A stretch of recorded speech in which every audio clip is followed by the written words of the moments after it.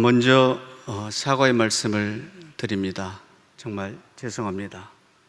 제가 작년에 이어 명성교회 불법세습 대책위원회를 지원하는 준비위원장으로 지난 백사회 총회에서 노력했지만, 또 여러분 학생들이 그동안 세습을 저 지역에서 여러 가지 집회를 많이 하고 지난 총회 포항까지 내려가서 기도회를 했음에도 불구하고, 또 교수님들이 소규모를 조직해서 열심히 세습은 성경적이 아니다, 한국교회에 폐가 된다라는 뜻으로 헌신하셨음에도 불구하고 주도한 이들의 각본대로 명성교회 세습이 불법적으로 허용이 되었습니다.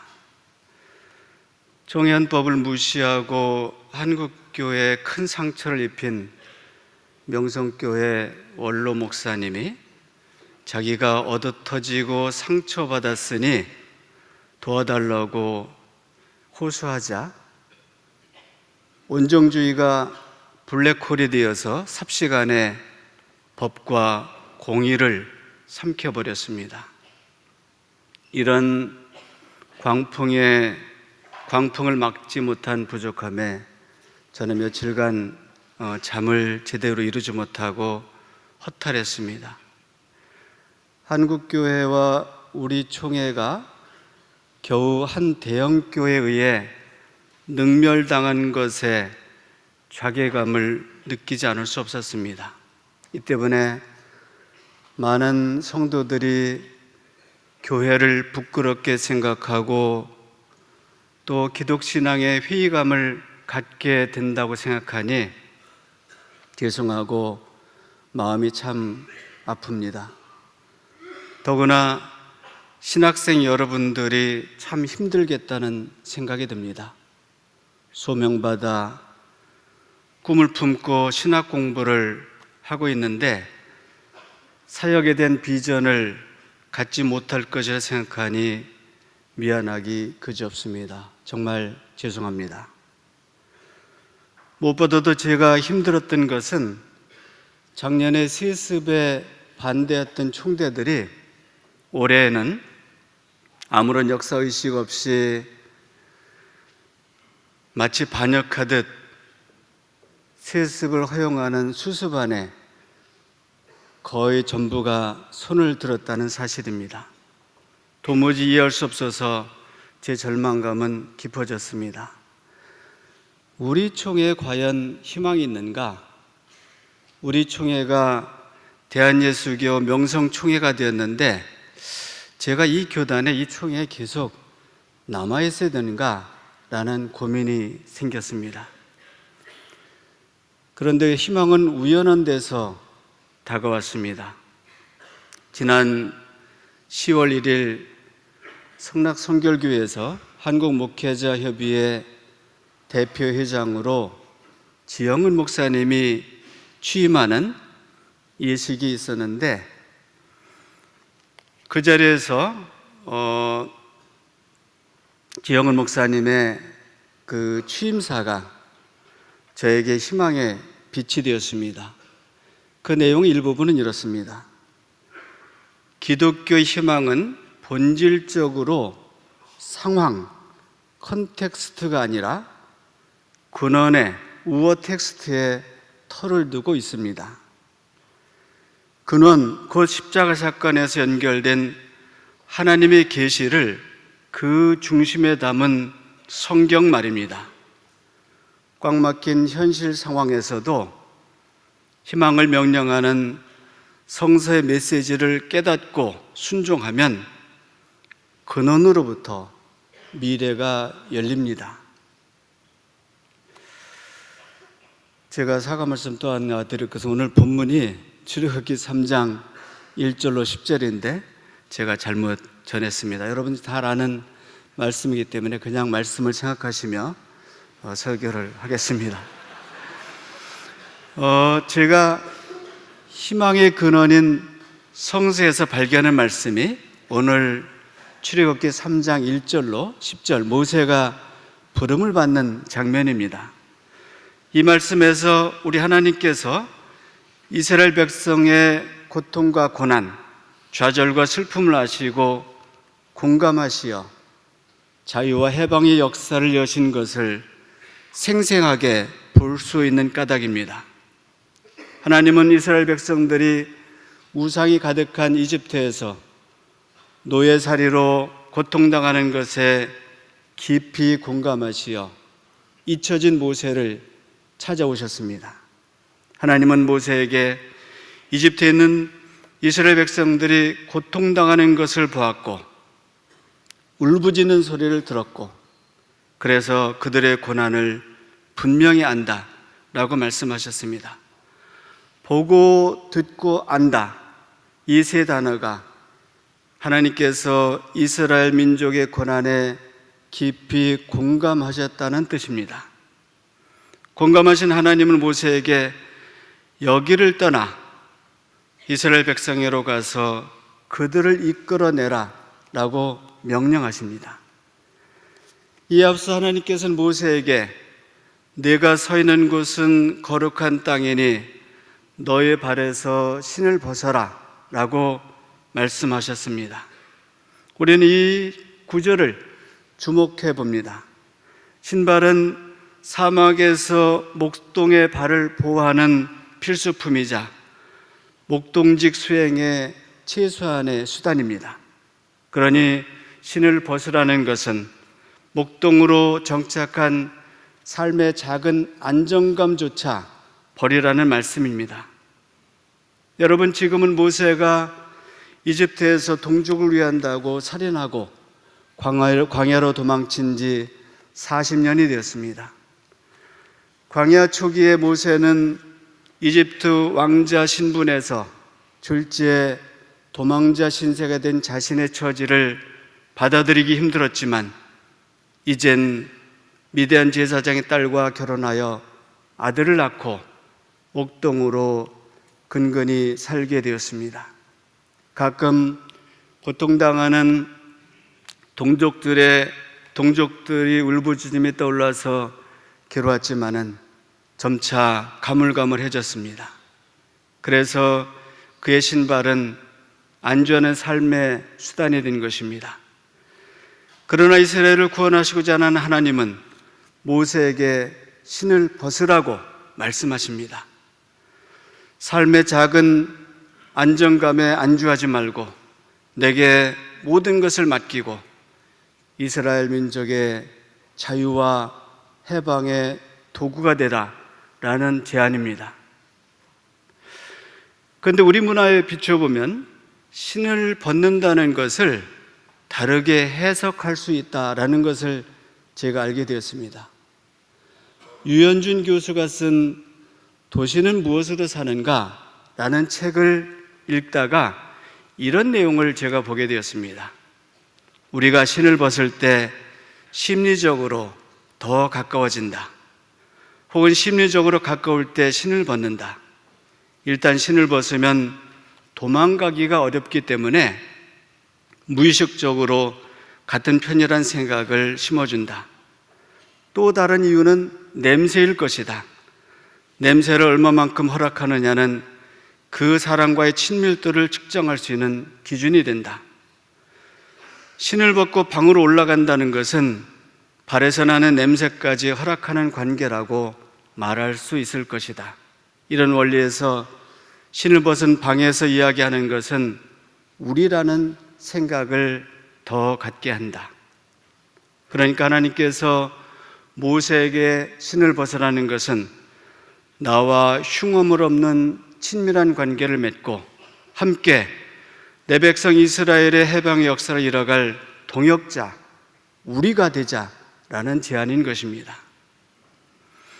여러분, 이스라엘의 고통에 공감하신 하나님은 모세를 통해서 구원의 역사를 여셨습니다. 이런 하나님의 위대한 공감의 역사는 예수님 탄생의 성육신 사건으로 이어졌습니다. 그리고 예수님의 긍휼 어린 공감의 사역에서 또 마침내 십자가 사건에서 인류 구원의 역사로 완성된 것이 아닙니까? 여러분, 박노해 시인 아시지요? 이분은 가난한 노동자로 사회운동을 하다가 잡혀서 무기징역을 받고 7년여 동안 감옥살이를 한 후에 특별사면으로 석방되어서 민주화운동 유공자로 복권했습니다. 지금은 나눔문화라는 단체를 만들어서 전 세계에서 생명평화 나눔운동을 전개하고 사진을 찍어 전시하고 또 시를 쓰고 있습니다. 이분의 시집 가운데 그러니 그대 사라지지 말아라 라는 이 붉은색의 시집이 있는데, 이 시집 맨 끝에 그대 그러니 사라지지 말아라는 이 책 제목과 같은 이름의 시가 있는데 아주 참 감동적입니다. 부분적으로 이런 부분이 있습니다. 안데스 산맥의 만년설산, 가장 높은 곳에 사는 끼오로족 마을을 찾아가는 길에 희박한 공기는 10걸음만 걸어도 숨이 차고 발길에 떨어지는 돌들이 아찔한 벼랑을 구르며 태초의 정적을 깨뜨리는 칠흑 같은 밤의 고원, 어둠이 이토록 무겁고 두텁고 무서운 것이었던가.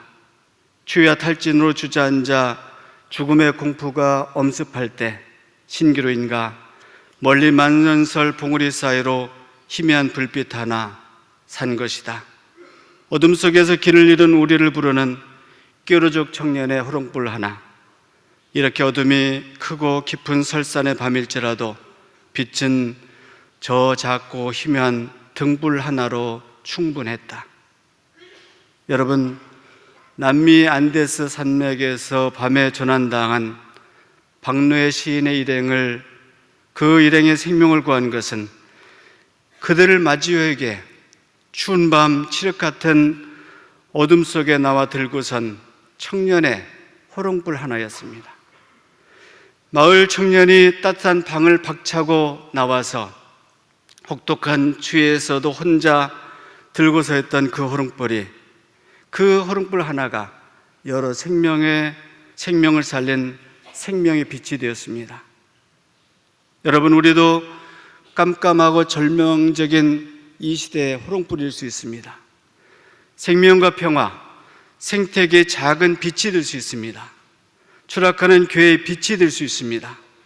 우리가 용기를 내서 호롱불을 들면 그것이 비록 세상 사람 보기에는 작고 희미하고 쉽게 꺼질 것 같아도 세상을 살리는 불빛이 될 것입니다. 왜냐하면 역사의 주관자이신 하나님께서 우리를 부르셔 당신의 종으로 세우시고 성령 하나님께서 우리와 늘 함께 하시는 까닭입니다. 여러분이 잘 아는 시인 윤동주는 쉽게 쓰여진 시에서 이렇게 노래하였습니다. 인생은 살기 어렵다는데 시가 이렇게 쉽게 쓰여지는 것은 부끄러운 일이다. 지난 9월 29일 처음으로 이번 백사회총회에 참석했던 연동교회 김조용 담임 목사님은 이렇게 설교를 했습니다. 명성교회 세습을 불법으로 허용한 것에 대해서 예언자적인 설교를 했습니다. 법이 있고 원칙이 있고 하나님의 공의가 있는데 감정이 호소했을 때 많은 총대들이 시대 정신을 상실한 채 세습을 용인하는 것에 많은 분들이 손을 들었습니다. 얻어맞고 터지고 피가 난 것은 우리 예수님이 아니십니까? 예수님이시라면 수백억을 결제하고 수십만이 복종을 하고 절대 권력과 절대 세력을 가지고 있는 그 자리를 아들에게 넘겨주었을까요? 법 위에 있는 힘 있는 목사, 하나님 위에 있는 대형교회 때문에 깨어있는 성도들이 교회를 떠나고 있습니다. 여러분, 교회를 자산처럼 부자간에 주고받으려고 하는 것에 의분을 품으셔야 합니다 라고 설교하면서 저는 소수지만 끝까지 비판자의 자리에 앉아 있겠습니다 라고 설교하며 큰 교회 연동교회 담임 목사직에 안주하거나 연연하지 않고 불이익을 다 감수하겠다는 입장을 표명했습니다. 부끄러움에 용기를 내어 이렇게 설교하고 행동하는 분들 때문에 그래도 우리 교회에 희망이 있는 것 아닙니까? 여러분, 우리 하나님은 구원의 역사에서 우리 인간을 당신의 동역자로 삼으십니다. 부름받은 모세는 두려움과 갈등이 컸지만은 신을 벗음으로 이스라엘의 빛이 되셨습니다. 남미 안데 산맥의 마을 청년의 한개 호롱불이 생명의 빛이 되었습니다. 여러분 잘 아시다시피 우리 사회가 참 절망적이고 죽음의 사회, 아니 죽임의 사회가 되었습니다. 그런데 사회적 영성으로 우리 사회와 가난한 이들에게, 고통당한 이들에게 생명의 빛이 되어야 할 교회는 오히려 개혁 대상이 되었습니다. 지난 백사총회 명석교회 세습 불법 허용 사태는 만문이 승리한 사건입니다. 물질 만능을 거부해야 할 교회가 오히려 만문에 굴복하는 실상을 보여주었습니다. 그래서 양식 있는 이들이 절망하고 있습니다. 그런데 이 모든 현실은 저와 여러분이 제대로 신을 벗지 않아서 그런 것은 아닐까요? 우리가 시대에 대한 성찰이 게으르고 공감하려 하지 않고 고뇌가 적은 것은 아닐까요? 우리가 너무 쉽게 신학하고 쉽게 목회하면서도 부끄러움을 잃은 것 아닙니까? 이웃과 더불어 살기보다는 자기도 모르게 각자 도생하는데 익숙해진 것은 아닙니까? 무엇보다도 하나님의 구원 역사의 도구가 되는 것을 우리가 주저하는 것, 그것 때문에 그런 것은 아닙니까? 우리가 그렇게 감격 같은 소명감이 이제는 너무 흐릿해진 것은 아닐까요? 사랑하는 여러분, 오늘 또 우리 하나님은 우리 보고 신을 벗으라고 말씀하십니다. 진정한 삶의 길, 당신과 동행하는 존귀한 길로 안내하시겠다라는 사랑의 음성입니다. 이제 우리 인생과 교회, 역사의 궁극적인 근원인 성경에서 미래의 빛을 발견하십시다. 그리하여 새 소망을 품고 용기를 내서 하나님과 교회, 역사 앞으로 다가가는 저와 여러분 되시기를 진심으로 소망합니다. 기도하겠습니다. 하나님, 부르심을 회복하여 부끄러운 마음으로 안일함과 주저함을 떨치고 온전히 주님을 믿고 이 시대의 작은 빛이 되어질 수 있는 저희들이 되도록 하나님 늘 이끌어 주시고 힘 주시고 하나님 품에 안아 주시옵소서. 감사드리오며 예수 그리스도의 이름으로 간절히 기도합니다. 아멘.